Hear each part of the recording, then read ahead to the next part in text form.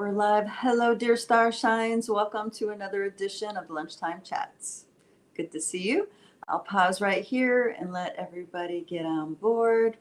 For those of you who are new, my name is Kristina, and I am a consciousness acceleration expert.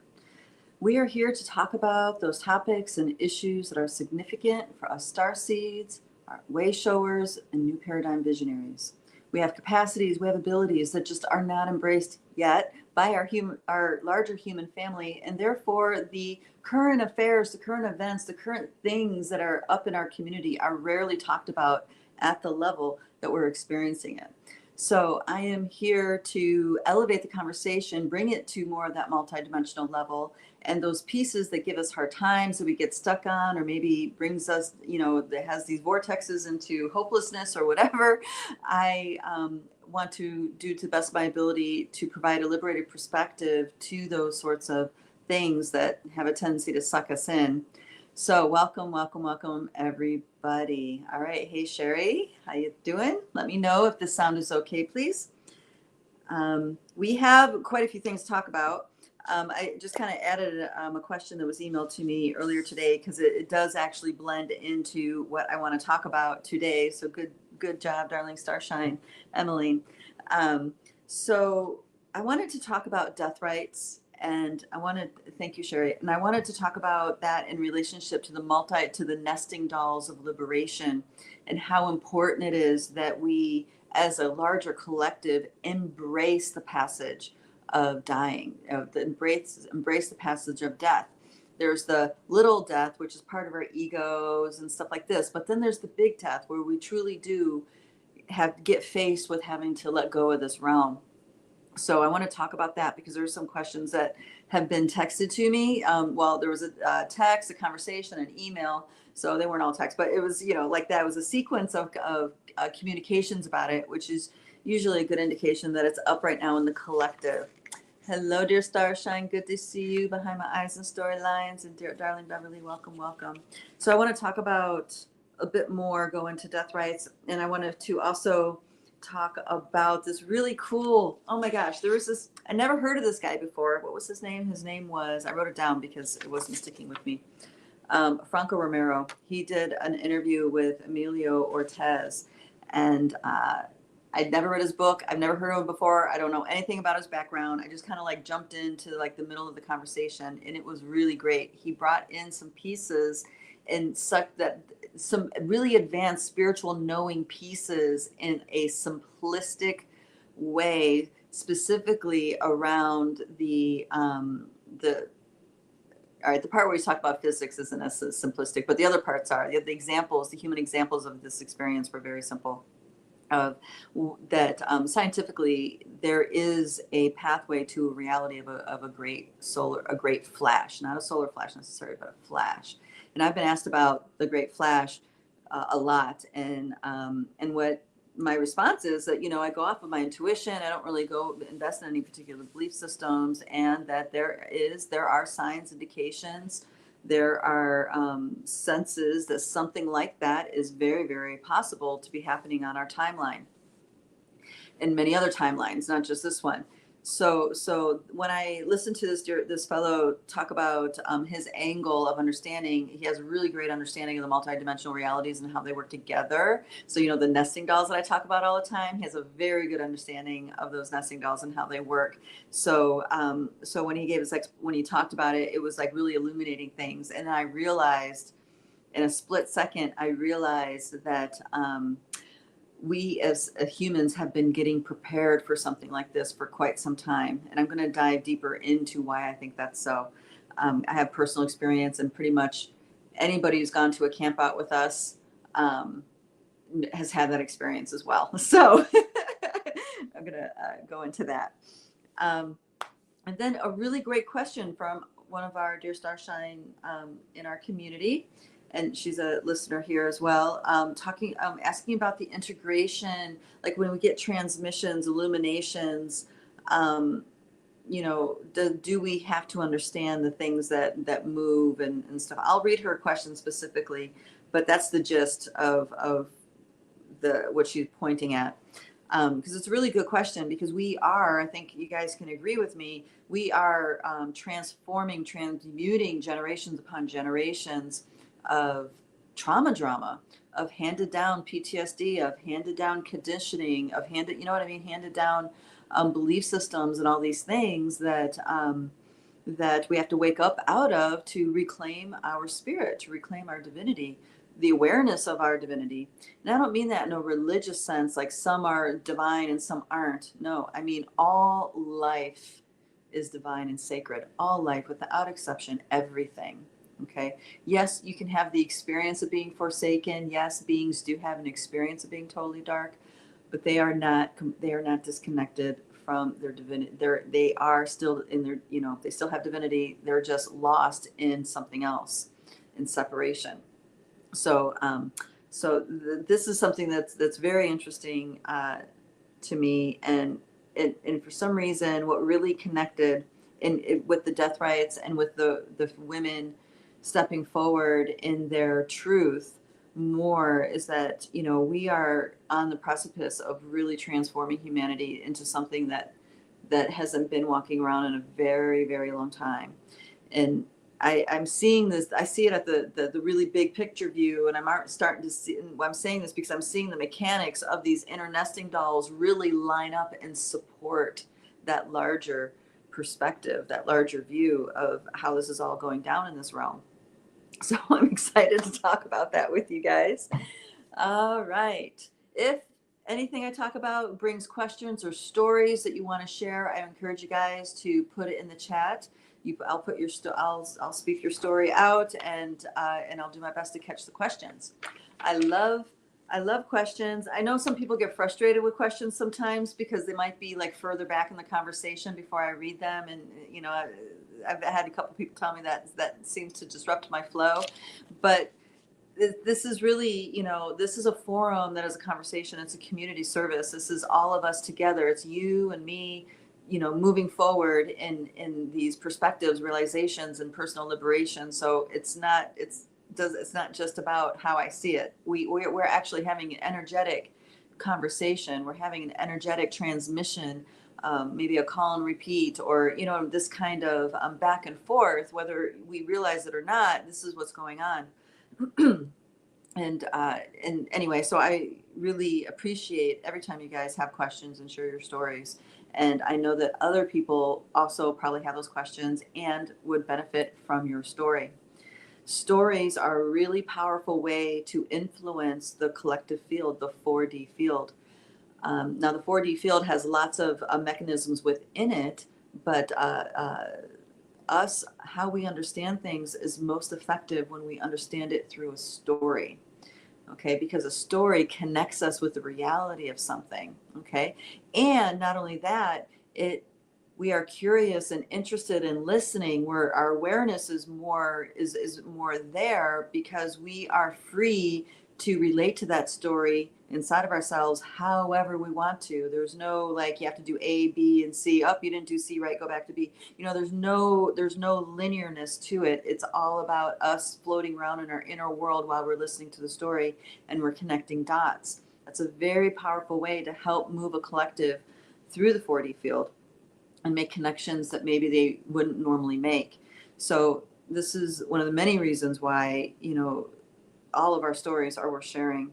All of our stories, you know, we may not tell it the best, but it helps people connect the dots within that 5D field. I'm sorry, 4D field. I don't know why 5D jumped out of my mouth. And this is how we liberate each other. It's really powerful. And I'm telling you, somebody with an amazing story will make much more of a connection with people than someone that's got 3 PhDs and 20 books. You know what I mean? It's like that piece, that understanding runs deep. And these days in the world where a lot of people are at such a fast pace, they're not really going deep and they're staying surface. A lot of us are craving a deeper connection, a deeper recognition within ourselves and other people, you know, the real, right? So that's my tangent on stories. Please share them. All right, dear sister Tasha says, hi, Kristina, great to catch you. Wow, yeah, look at that. You catched us live. Yes, thank you. Thank you. Yes. I'm on an endless journey, aren't we all? Might be a little more literal. Oh, all right. Okay. So let me start with Emmeline's question, and because that actually sets the stage to weave in all these other pieces parts. All right, so let's see. So the question is, let's go. She does some explanation, and I'm going to read the explanation because she does it much better than I'm going to summate. So, all right. So the question is, let me get to. It's around integration, the process of integration in relation to mind/meaning making. So this means that we have an energy that comes into our awareness, and then our mind assigns a story, assigns a meaning. Okay, something like this. Okay, is the fact of understanding something cognitively a sign that downloads are landing in our system? Okay, there's a lot to say about that one sentence, but I'm going to read one more question and then fold it all in. What about when we feel stuff moving through us, but there is no narrative, no moment, no aha moment? Okay. Now, this is I have to differentiate between these two things before we move on to the rest of the question, because they are very different. So transmissions are encodements that your body, your system, through energetically, you are uploading / downloading into your sphere. We'll call it like that. Your human energy field, your blueprint. Now, these transmissions can be activating, where they are activating already existing encodements that have been planted in your system, and they can also be downloading, as in giving a new map, giving a new seed of light codes. Okay, so the new seed of light codes, if it's a yes in your being to receive them, your system will receive them. Whether they grow or not is completely a different story. And this is the reason why, is because our energy field needs to be a conducive place for those transmissions to grow. So how my ancestors or my ancestral teachers always talked about it is that our system, we are a sacred garden. Everything about our being is a sacred garden. And we feed ourselves and others from this sacred garden.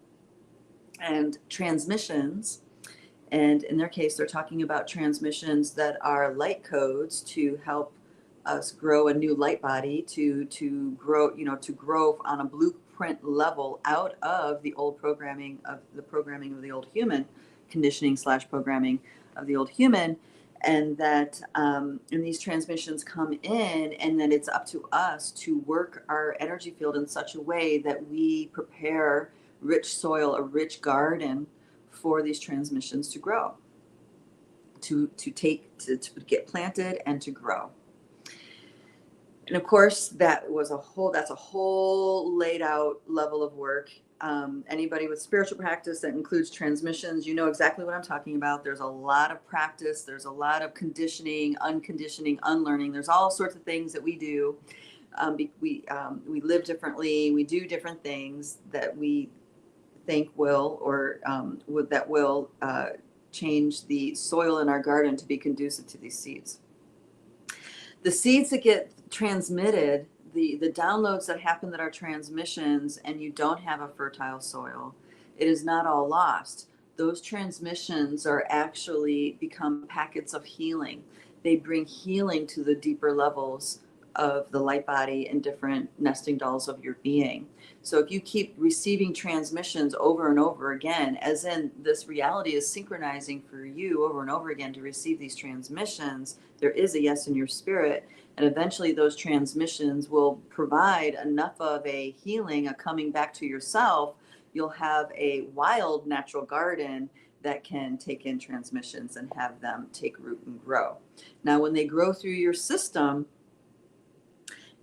this is where the second part actually comes in. When they start to grow through your system, this is where you realize, oh my gosh, I have some work to do. I have some processing to do. Okay. And this is releasing energy of traumas. This is releasing energies of programming, of subconscious, everything that we inherited in the subconscious, right? So here, let me, why is this distracting me now? Okay. So when you, all right, so when you are clearing things out and healing inside, you're in the process part. That's the part that is like the tending of the garden that allows those ahas to come forward. The ahas that come forward is what's significant for your path right now in this walk. It's significant for you to realize. Things that aren't relevant, important for you to realize, then it's just a matter of synchronizing with the moment so that energy can get released. And the energy gets released and it moves through. Very often it's ancestral stuff that we actually didn't experience ourselves, but our ancestors did, and it moves through our system. Our nervous system completely lets go of the pattern, and it moves on to whatever the next rhythm, natural healing rhythm for it to maintain is, right? It's something like that. So when we are integrating, there's different layers to this. When you're integrating encodements, you're changing the blueprint map of how things are to unfold in your body, in your system, in your spirit, in this reality. When you're in a process of helping things clean up and release, right? That's subsequent to the tree growing through the concrete, so to speak. This is a wonderful, wonderful question, because this helps frame up why all these ancient practices are so important and applicable to today. Even though we did not grow up in indigenous circles, even though we didn't grow up in earth-based religions or anything like this, it's the ancestral practices, the indigenous practices have so much wisdom within them. It is very applicable because we are all getting downloaded. Our spirit is saying yes to these downloads, to these activating encodements. It's not, and our ego is not in control of that. It just happens without us understanding what's happening. We're just along for the ride, which I talk about being along for the ride a lot. We're really toddlers in the baby seat, and we think we're driving, but we're not. 90% of what's manifesting our reality is in our subconscious, guys, right? So keep this in mind. And this is the level that this work is happening on. So emotions releasing, entities releasing, all these structures releasing are in our subconscious. And by definition, we don't know what they are. If it's important for us to be aware, the aha moment comes. And the other part of her question is really interesting, because I think everybody's experienced this, and it is, but I really would love to know. I mean, that's not word for word what you said, but that's the sentiment, right? Do we always have to make sense of what happened for it to properly integrate? And I'm going to say no, not at all, because it's not up to our mind in any way, shape, or form, right?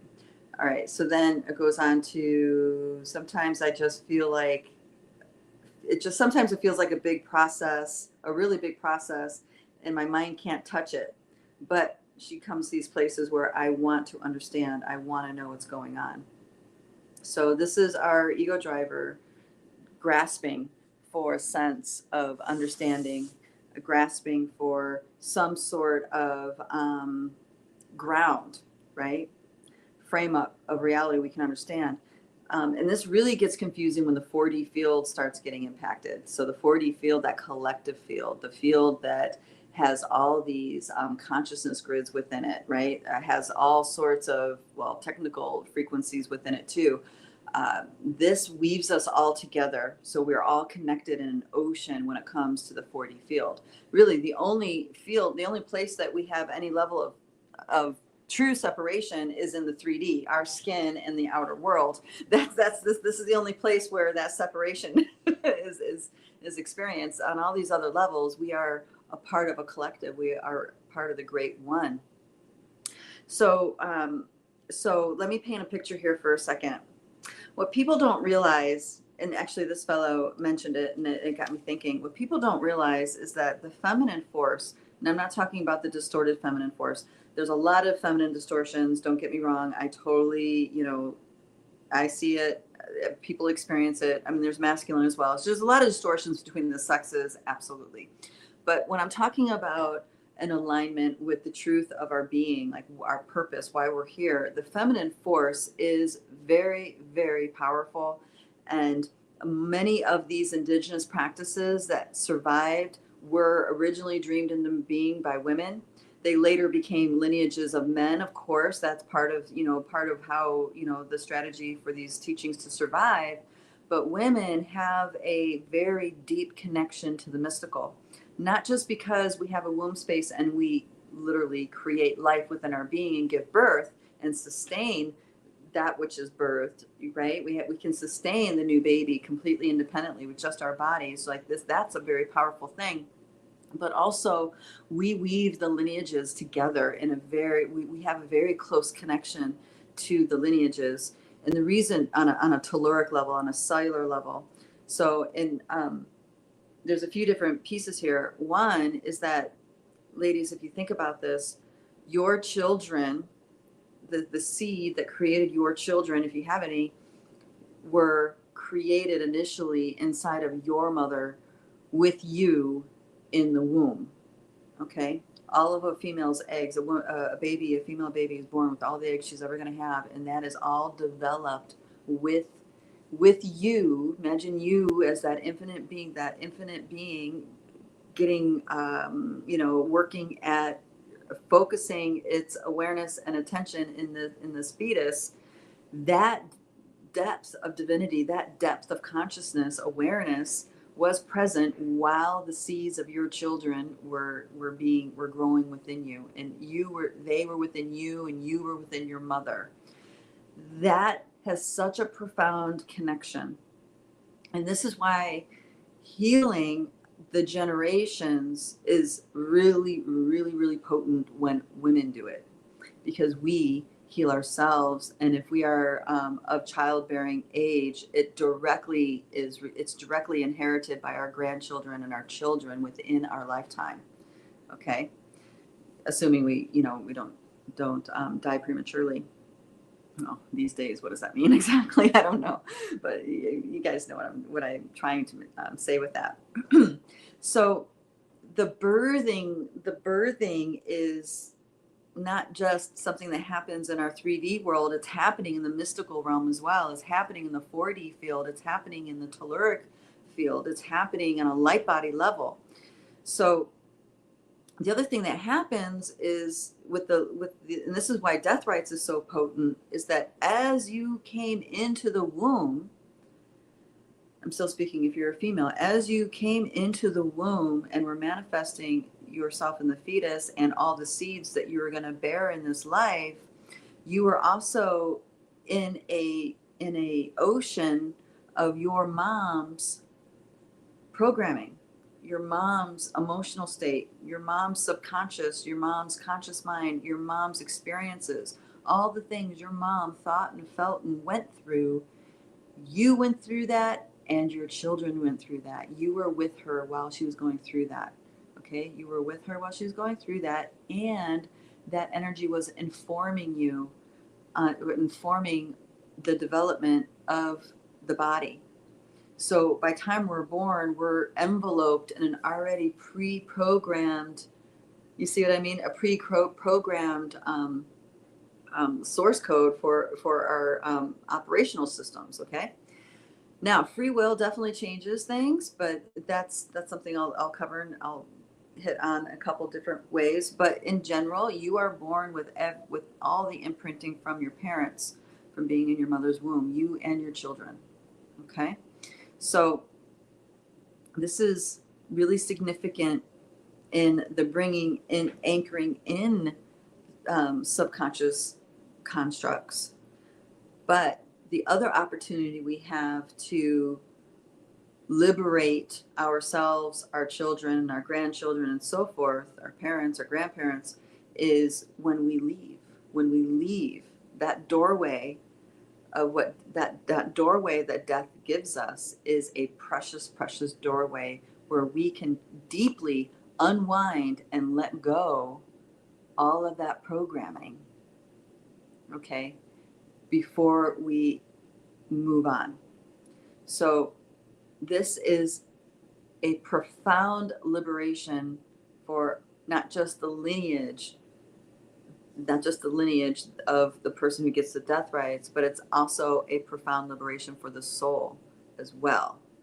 And this is because there is an afterlife. There is a process, and everybody with NDE has experienced this in some way, shape, or form. And we have ancients that have been writing about it, for thousands of years, is that there's a process when we die. We're outside of time and space, and we have to go through a process of coming to peace and accepting what is and release this world.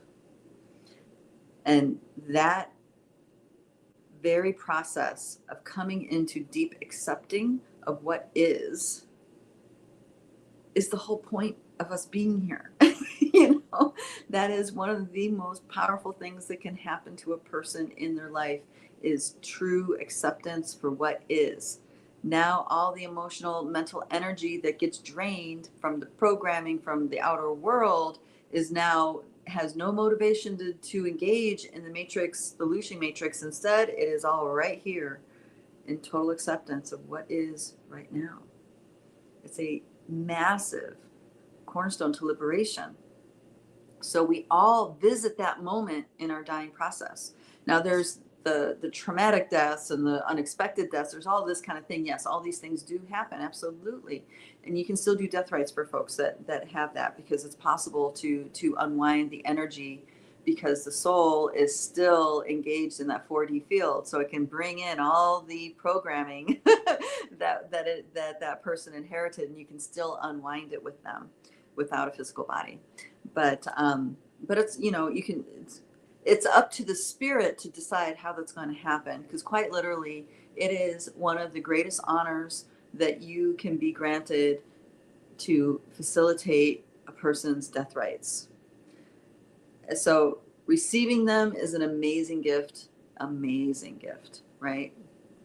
And the doer also receives a profound gift themselves. So as with so many things in this reality, those kinds of situations really show plain and clear the holographic nature of this reality. There are many overlays of dimensions and realities on top of this one, and we can tune into specific ones. And when we tune into specific ones, we literally experience things differently. We experience different versions of ourselves. We experience what has been a certain way for so long in a totally different way. And this is those clues that are hidden in plain sight that show us the true nature of our reality. So when we are able to unwind our family members from the family programmings, from the conditionings that have manifested the reality in their subconscious, then that it clears through the many nesting dolls, it clears through the Akasha, it clears through the light body. That's the blueprint of incarnation. It goes through all these nesting dolls, and the soul becomes liberated on a whole nother level. Now there's religious belief systems that tell you once you die you go to God and that's it. And there's other belief systems that are in that same religion that believe that, well, you're just in limbo land until the Armageddon happens. Not Armageddon, what's the rapture happens, and then you get to go to God. But you don't know because you're just in this limbo land this whole time. There's a few different interpretations of how they do that. But from my own experience and from others that I've listened to that share their stories, it has nothing to do with any religious doctrine or teaching. We are creation, and part of the waking up process, what people would call ascension, is us waking up and accepting our divinity, accepting who we are as divine creatures. We dare have the audacity to accept ourselves on that level. And this is where the process comes in, right? The transmissions, the processing. This helps clear up the programming of our ancestry, clear up the trauma dramas we've inherited, the conditionings, the collective field pressure, all that stuff. We clean all that up. So it's a really profound opportunity to go deep, deep, deep with the releasing and liberation process of the soul and a lineage. All right. Hello, dear sister Tasha. She says, can you... Aloha, darling. Can you link in a bit on the Bardos and seeing beyond the false light during the death portal? Yeah. Okay. Actually, I had that flash. It's interesting. I might have been just tuned into you. So, all right. So the Bardos. The Bardos is called the Bardos. That term comes from the Tibetan Book of the Dead. And the Tibetan Book of the Dead was written by a profound prophet of their day. And it has been corroborated by many other accounts. I think the Egyptian Book of the Dead also corroborates this, and then there's other indigenous tales that corroborate what this prophet wrote about. So what this is that there's a life review, and the life review is a process that is so in the Egyptian Book of the Dead, let me back up for a second. They talk about in order to pass through the portal of death successfully, your heart needs to be as light as a feather. Okay, that uplifting light as a feather. And what happens in the life review is that we see things as they are for the first time, and we judge ourselves. We are attached to it. We latch on. And in the language of the Bardos, they called this the I think it was the Great Labyrinth, the great labyrinths of scenes. And in this labyrinth, there are different scenes from your life that you get to see. And as soon as you engage with any one of those scenes, like you try to hold on to any one of those scenes, you instantly go back into the reincarnational cycle of this reality. So there are many ways to go through with to process this, to navigate, and they've been written about and many have talked about. Some beings don't want to go back into the reincarnational cycle, and they want to go truly back to source or back to the sun. And once you're back to the sun, and that sun, as soon as you're in this, all right, so we're in a massively multidimensional reality. Okay, so all these layers are on top of each other, and according to what frequency you're on is how you're going to experience this being. So the sun, the central being, is also in the core of our earth. There's a sun in the core of our earth, which also is the central sun, which is also the center of the cosmos. So it's separate, but it's also the same. So think about it as like sympathetic resonance. When you're in resonance, when one key is in resonance, the other keys vibrate as well, right? The other strings vibrate as well. So that it's more like that kind of thing. If your brain needs that to wrap around what I'm trying to say. So, all right, hold on. Let me get back. There's this. So the Bardos and Life Review. So some people talk about turning away from the light. Other people talk about and just choose not to go through the Life Review. That is an interesting strategy. It may work, it may not. It really depends on how much peace you died with, right? If there was a lot of holding on and suffering and pain and agony and all this stuff, there's going to be a lot of things that you're not prepared to deal with when you turn away from the light. So that piece, be careful. But I know when I had my experience, it was when I didn't turn away from the light, but what happened is that I just happened to look up, turn around and look up, and there was the cosmos, the entire cosmos was there. And it was like, oh. And so, you know, we all have our very unique pieces to the experience here. For some people, it's, you know, they see their loved ones, they go into the tunnel, they do the Life Review, in which case spiritual teachings prepare you to forgive, prepare you with the transmissions, the frequencies, the capacities to forgive. And that means exercise your divine capacity of forgiveness. Okay. And they prepare people that way to go into the life review. So different lineages, different spiritual practices, dogmas, whatever, they talk about this, and they have different ways of preparing you for going through it. Now, just you listening to this conversation, just you having an imagining of these pieces, what I'm, how you're associating with it, that is activating enough for you to have a different kind of experience when you choose to accept the letting go of this life and this reality. Okay. Now, there are people that die that don't accept the letting go of this reality, and they just are in delusion of this reality. And a great example of that is shown to us in, well, many movies, but the most recent one that comes to mind is the Sixth Sense movie. The Bruce Willis character, he didn't know he died, and he was just going through the motions of his life. But going through the motions of his life, he was it was hollow, it was empty. He wasn't happy. He was just off in his study and in his own inner world. And the only real fruitful interaction that he had was with this little boy. And it was because this, you don't find out to the end of the movie, so spoiler alert. And what he doesn't find out until the end of the movie, that the little boy was interacting with him because he was in the living world, and the little boy could see ghosts, can see spirits. And that eventually woke him up to realize, oh my God, I've been dead this whole time and I didn't know. So the 4D field is really, really potent. Okay. Whatever you strongly want and believe in, it can manifest out of the 4D field. And sadly, you have beings that take advantage of that because we don't recognize what kind of rich life force, endless, imaginative, creative life force we are. And we don't understand that there's beings that covet what we are and have designed all sorts of systems to lure us or trick us or, to loosh off us in certain ways. Now, it's all done by agreement.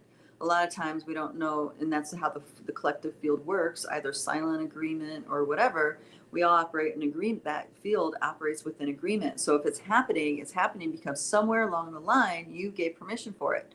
Sometimes we give permission to things not understanding what we give permission for, and that happens actually more than you realize. So that's another thing that goes on, right? So let me get back to the free will thing. I started to veer off course. I'll read your guys' comments in a minute, and because I want to get to the free will. So yes, you are born with the pre-programming with your family, but there's also this amazing thing called free will. Now, free will isn't necessarily the baseline of this reality, let's say it like that, but it does exist in very specific places, especially when it comes down to the truth of your soul, right? You guys have heard the idea of bargaining for your soul, meeting the devil at the crossroads and selling your soul. It's like that. Those kinds of experiences, those kinds of interactions are your free will at work. So is healing. So is changing timelines, completely transcending the family. And this is what the Tao talk about. All amazing practices within the ancient Tao. It's all about releasing you from the family programming, the family lineage in your subconscious so you can truly live. And in the past, that's taken at least 40 years of diligent work, starting from the time of a young child. So, I mean, that's the old paradigm. New paradigm, a lot of us are already born activated. We're already born on this level. And then we have to endure the ridiculous indoctrination that happens that's designed to shut us down. Now, those of us who have a lot of fight, we didn't shut down. We just, developed a bad attitude. Right? But we persevered, and here we are. So the free will. So this is where the work of epigenetics comes in, and Bruce Lipton, who I love to listen to him talk, because what he is, the field that he is the groundbreaker of is the epigenetics, and that is the impact that your own thoughts, feelings, and belief systems have on your physiology and your genes. So say you were born into an addicted family, and there was a lot of abuse. Maybe there was some religious oppression. There's all these things going on that were not true to you, but it was in your genes, right? So growing up, you would have to, each moment of sinking the programming, the conditioning in more, you have an opportunity to accept it or not accept it. And the more you're not accepting of it, the more likely you are when you are, as an adult, you live a completely different life than the life that you came from. okay, this is your free will at work, because now you're making decisions based on your own truth, really decisions probably your grandparents and parents and, you know, great grandparents wish they could have made that choice, right? But here you are making that choice. And now you are changing the kinds of genes that are activating in your system. So you can shut genes off with your belief systems and practices, and you can turn genes on. And this is scientifically showing us how powerful and potent it is for us to work with our ancestors.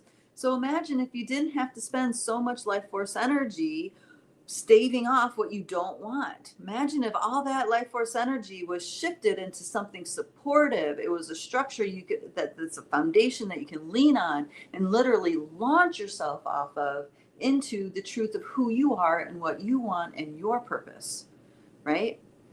And this is why it's so powerful for women to wake up. Okay, please wake up. And it's not about the practices that you do. It's about the depth of your presence, the level of acceptance you're able to have for yourself and everything around you, right? Because like I said in the beginning, your grandchildren and children developed in your womb together. The next 2 generations develop together during that time, right? So it's a profound thing for women to wake up. And men, we need you too. You absolutely are needed, and you have such a vital role. I know that there's a lot of, I've seen a lot of conversations, some blind leading the blind and some really profound. So, you know, all I can say is that you guys got to work that out. And I'm here to encourage the ones that are in resonance, that are integrity, right?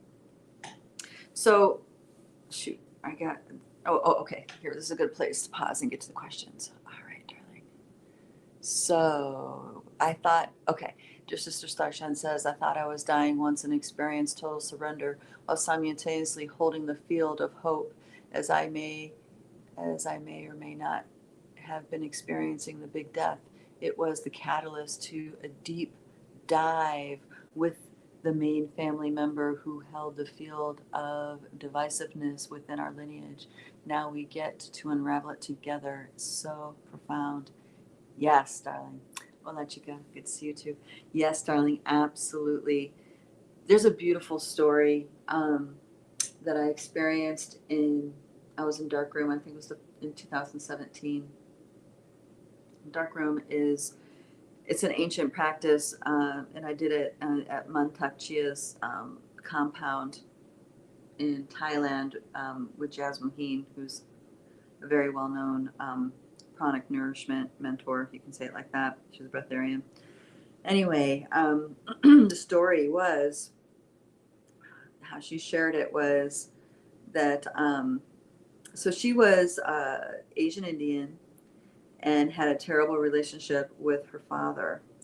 And she was diagnosed with cancer, 4th stage, and was at the point where she got taken to the hospital, and they said, well, your organs are shutting down, you know, make sure your affairs get in order because you have like a week or 2 to live, like this kind of thing. And she was on morphine, they put her in palliative care, all these things. And she had this vision, a dream, where she did leave her body. She went to the other side and she met her dad. But her dad was not the dad that she grew up with. Her dad was in a completely different state. He was in a state of total acceptance and love for who she was.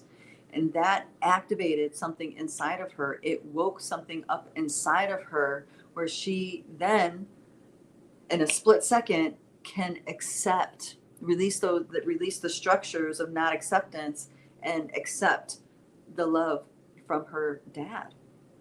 She woke up with the understanding that she was going to get better. She was not going to die. And instead of dying, she started healing. The doctors were astounded. They couldn't believe what was going on. There were, you know, that whole thing. And she wrote a book about it, all this stuff. And, you know, that's the power of the acceptance.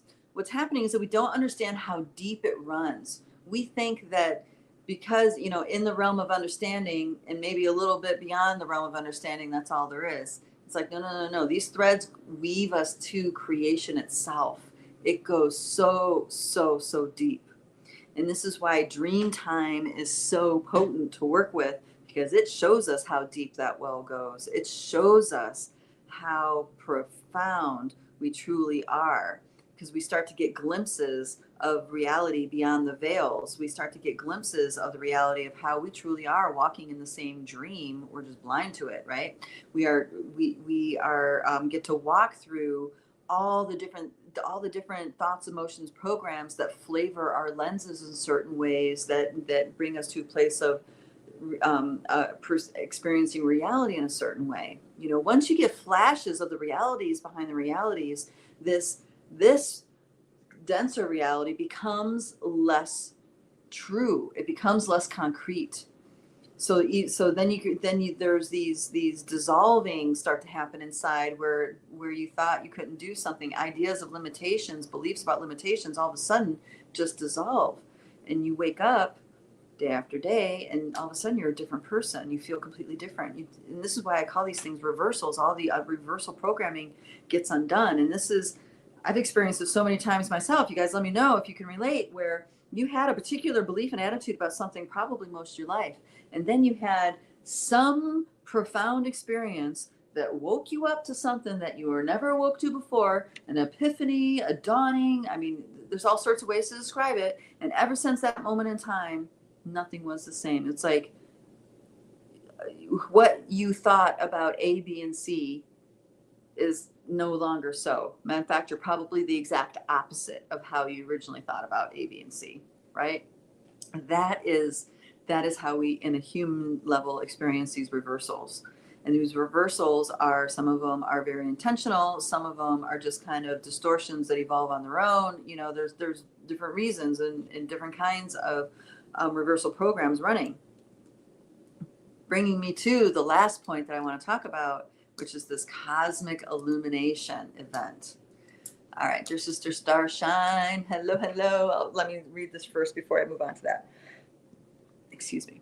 All right, I've been realizing just how much resistance I have had to the 3D social societal program, letting go and letting go. Oh boy.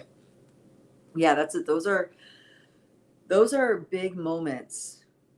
They're big moments because we have to pass through this threshold, because all right. So when you see something you don't want, and you start doing things in the opposite direction, but somehow it still follows you. And then there's an active resistance that needs to happen in order to stop, to cut it out of your experience, or to end it, or, you know what I mean, to distance or whatever. And what happens is that once we realize that, there's this moment of realizing I'm damned if I do and I'm damned if I don't. It's like, and that feeling is a hopeless feeling, like no matter what I do, I can't stop this. No matter what I do, there's absolutely nothing I can do. There's this moment. It could be a moment, it could be a week, whatever. Some people experience it for longer periods of time. But this accepting and letting go piece is the magic key to those moments. And it's the opposite of what we want to do, because we want to fight. You know what I mean? It's in us to fight injustice, to fight this, to fight that. And the fact is that reality is in the unseen realm on so many layers. By just mere fighting, we are perpetuating the pattern without realizing it, right? It's in the surrendering and the accepting do we actually neutralize the dance. Now, there are degrees to this, and it's not easy. And the last thing you want to do is turn the other cheek. For most people, I get that, but it really is a thing, because this is happening not just on the 3D level. There's all these nesting dolls of agreements and programs and contracts and blah, blah, blah, blah, that are holding this experience in place for our ancestors and for ourselves to experience over and over and over again. It's up to us, you and I, to choose differently. And the reason why it's up to us to choose differently is because we can see it. We can see the bigger picture. These perceptions aren't there for us to just feel alienated. These perceptions are here for us to be empowered by them. And this is, why the whole thing with the empath is really tragic, because that is a superpower, but a lot of people walk around experiencing being a victim of it. It's like, no, your sensitivity, your perceptions are superpowers. The problem is that we're conditioned to keep engaging with this toxic soup over and over and over again, drinking the Kool-Aid when it's not good for us, it's not right for us. It's up to us to start choosing differently and create more of the system reality that we need to thrive and be empowered, right? All right. One more, and then I'm going to get to the cosmic illumination. All right. Dear sister Susan, she says, yep, COVID woke me to, I've been programmed to, she woke me to that I've been programmed with loads BS. What is real? Okay, yes, I love it when people ask that question, because you can't answer it. And the reason why is because you have to first define what is real. And then once you start going down that road, you realize, nothing is real and everything is real. You see it all at the same time. And then that takes us to deeper pieces. So this is a deep that is a question that takes us down a rabbit hole. If we're truly being honest with ourselves, it takes us down this rabbit hole that makes us question everything about our reality. And then we have certain things out there that give us clues, right? And this is the synchronicities. This is, the clues are everywhere if we're paying attention. In fact, in my experience, the more I focus on nature and the different components within nature, that synchronicity could become stronger and stronger and stronger and stronger.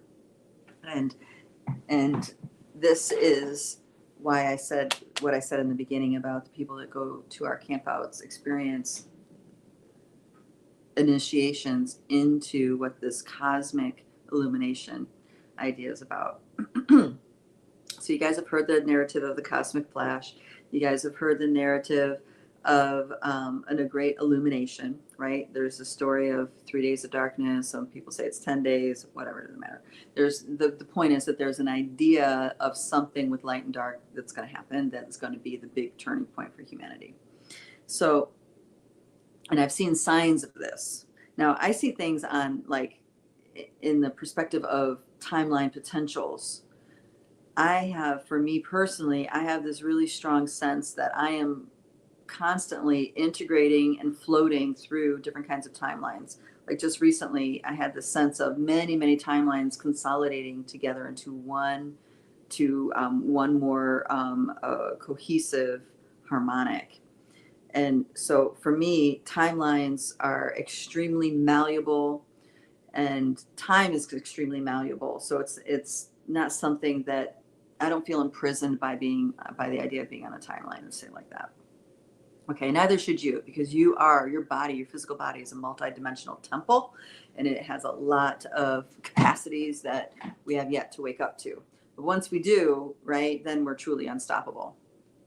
So let me get back to the story. So there's been signs, there's been synchronicities, there's been hints that mass illumination is inevitable for many of the timelines of humanity.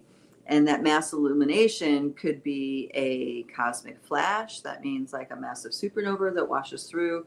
That could be our sun having massive solar flare activity, emitting a pulse. That could be the inner sun having a massive illuminative pulse. And then there's this wording that kind of is complementary to all those ideas that talks about a cosmic illumination. Now, I've had some very interesting experiences in my life, but it wasn't until I was listening to that dear brother Franco Romero on Emilio's podcast did it all just kind of like come together in that moment. And what was going on was, what has happened, let's say it like that. We've been in light body. We work with Dreamtime, but we also work with exospecies relationships, which includes the natural world, the Fey realm, the elemental realm. Now, the elemental realm is a vast, vast kingdom with many, many different kingdoms within it. Okay, so when you think about inner Earth, the stories that of all the different things that are interdimensionally within our planet, underneath the crust, right? Lots and lots and lots of stories. Inner Earth, Agartha, just to name a few, but there are many, many indigenous stories that talk about the beings that actually come up from the surface under the earth and stuff like this. And this is essentially the ant people and other beings. There's many other beings besides ant people. So there's crystal beings, there's all these different kinds of entities and realities that they exist in. The Fey reality, the Fey realm is vast. So I would put Sasquatch within the scope of the Fey, not the Fey realm, but the elemental realm. And then you have the orgs and fairies and all these mythological creatures into also the category of Fey. So the Fey realm, many of the Fey realm claim roots in the Pleiades. And there's a beautiful story told by Immortal Master Almin that was conveyed that only a portion of the Pleiadian elemental beings incarnated into this reality as Fey beings. And there's been a lot of crossover between human and Fey for many generations. So there's also that kind of intermingling going on as well. My point in that is that these realms are coming together. Our work that we do with Lightbody is intended to merge the realms, unite the realms again, so we can our realities overlap, because there's a lot of healing, there's a lot of miraculous things that take place when these realms reunite. Coming home is a very powerful thing. So literally magic can happen, mass healing can happen, mass awakening can happen. And this is part of what the elemental realm has been telling us. They want us to continue to integrate our lifestyle in with nature, so we can have a graceful waking up.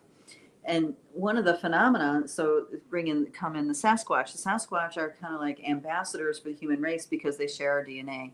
Now, there's lots of indigenous story I can refer to that tells me that, but they also in their story tell us that. So it's in the record, it's in the historical record, the verbal historical record, that we share DNA with the Sasquatch. So we were made from not the Neanderthal man, we were made from a Sasquatch being. Okay, so. And what so because they are literally our brothers and sisters, they call us little brothers and sisters. They are the perfect beings to be the ambassador for our helping rehabilitate us to coming home to ourselves, so we can unite within the realms. And some of the experiences that people have on these campouts, and it's not just us. I mean, there's other really profound humans out there that facilitate this thing for people, but it's all word of mouth. You have to know them. You have to be invited. It's there's a bit of a process for some people, and other people just drops right in their lap because they're a frequency match. So take that for what it's worth. Anyway, one of the experiences that have happened to several people is being in a dark space and having this unexplainable glow in the tent. And it's, for some people, they would see it as a face or an orb or just this, or something their eyes can't actually see, but they just have a profound sense of a glow. Now, I've had experiences with this glow as well. Well, recently I had it, and it wasn't actually around me. It was something inside. It was actually coming from within me, which was new. That's the first time it happened like that. Because in the past, how it's been is like when I was in dark room, I would experience these illuminations, and it would be something that I would see travel outside of me. Like I would be laying down or sitting or whatever, and I'll notice the room becomes aglow with this beautiful radiant glowing light, and there's a sense of it moving, by.